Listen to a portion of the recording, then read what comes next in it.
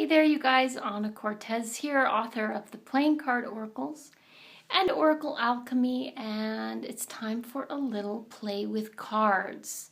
I do a daily card every day using the Playing Card Oracles. It's just a 52 card deck, and I do it publicly. I post the card every day over at my website, annacortez.com, and over time, I started to notice these cool patterns emerging from day to day between the daily cards. And I started to map my daily cards out because I was interested in what they would look like together.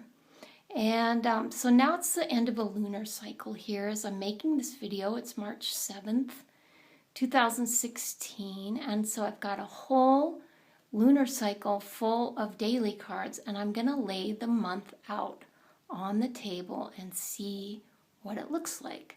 So I'm just playing with cards, and I hope this video inspires you to play and experiment with your own cards. So let's go to the table. So here is my layout.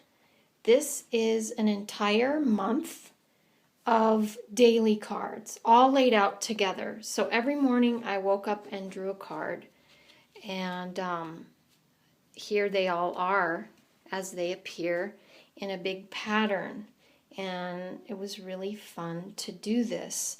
I made it easy for myself by writing down the card every day. So I'd wake up in the morning, draw a card, and I'd write the card down here just to keep track of it. And so I could notice any kind of patterns that were showing up. I did not draw cards on the weekend, So every row here just has 5 cards in it, Monday through Friday. And it turned out really cool, don't you think? So yeah, and I usually use a decorated card reading deck, a playing card oracle deck, that has special illustrations for card reading. But I thought for this layout, it would be cool just to see like the numbers and the way that the colors of black and red sort of were forming patterns. And it's easier to do that if you don't have a lot of distracting pictures. So it was really cool. And like I noticed how there's like this whole conglomeration of black cards here kind of trying to cower in the corner over there, like the kids at the school dance that just stay in the corner, and these rowdy red colored cards all out in the middle of the dance floor kind of thing. It just struck me as funny the way the cards kind of segregated themselves naturally between colors. It's just observations like that. I made some little notes. I wrote down how many cards appeared of each number, which was sort of interesting. I wrote down how many cards appeared in each of the 4 suits. And all of this you could go into like mega analyzation mode about, and I'm not really into that so much anymore. I'm more into just looking for things that sort of jump out at me, like this sort of segregation between black and most of the red cards. And then I also noticed like this cool red cross in the middle of this calendar of daily cards. And I noticed a red cross here. Now, the reason that there's a hole here is because sometimes daily cards repeated, right? Like you see, there's a Jack of Hearts here and a Jack of Hearts here. And that's because I started with a full deck every morning, right? So naturally, sometimes cards repeated. Here's a 2 of clubs. Here's a 2 of clubs. And so I actually had to use two different decks to get enough cards, right? Like you can see, there's two different decks on the table. So I had to pull an extra deck out to get the repeating cards, and the 3 of spades showed up so many times that I didn't have even enough decks to get a third 3 of spades. And I thought about going to get another mismatching kind of deck, like a card that wouldn't exactly match the other ones. But then I kind of liked the whole. The whole started to grow on me. And I thought, well, that would be cool for building a story. And like I say, card reading is a lot about play, and a lot can be discovered by just allowing yourself to follow your instincts and intuition. So then I got kind of bored, right? I noticed a few things, but nothing that I was going to write home about. And so I started to just put my cards away. And this is when things got interesting. And I was doing this. I was turning all my cards over because, you know, I had 2 decks mixed together, and I wanted to put the red cards away with the red deck, and I wanted to put the blue cards away with the blue deck. So I needed to know which ones were blue, which ones were red. And then I started to freak out a little bit. I was like, whoa, look at the totally new pattern that's emerging as I do this, right? And it turns out that every blue card was a card that repeated in the month, right? Because I ran out of cards, I pulled my blue deck out. And so all of these cards had extra emphasis in the month.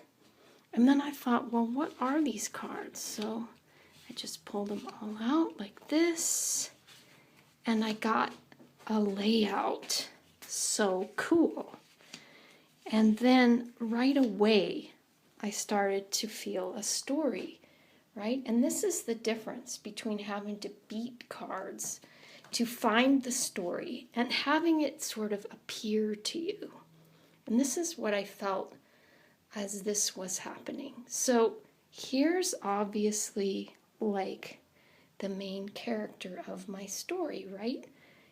In the way that I work with cards, I use court cards like the characters of the story I'm telling. So this really worked for me.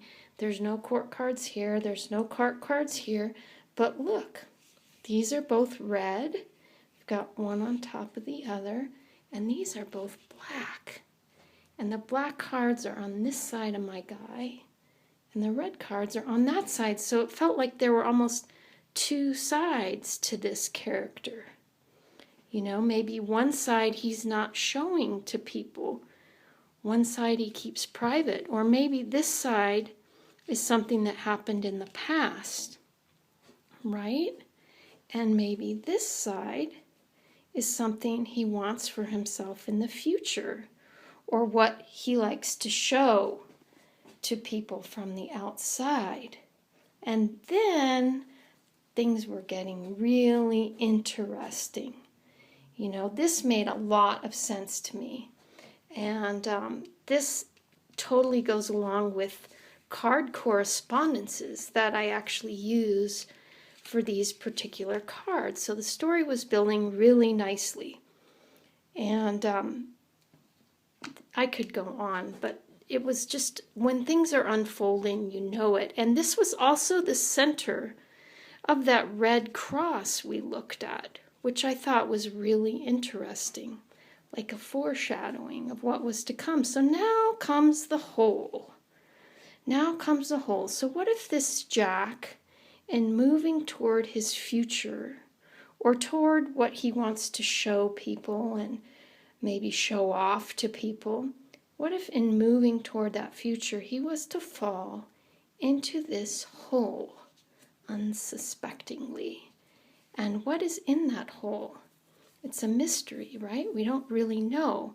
But we know that the card drawn for that day in the daily card was the 3 of spades, right? And I just ran out of 3 of spades. And the 3 of spades in the system I use is called the grave.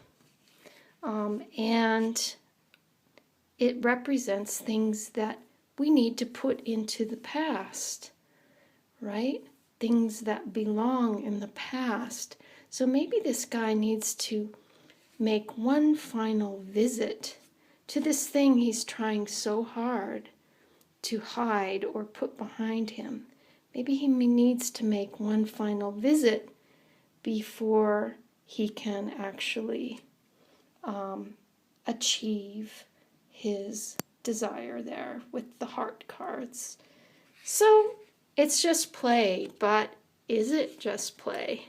This is the question with cards. It's really never just play, is it? Anyway, I thought I would share this fun discovery with you, and I'm going to keep watching as repeating cards in my daily spreads show up, and I'm going to keep watching the patterns that they make and listen to the stories that they tell. So thanks for watching. Have a great day. See you next time.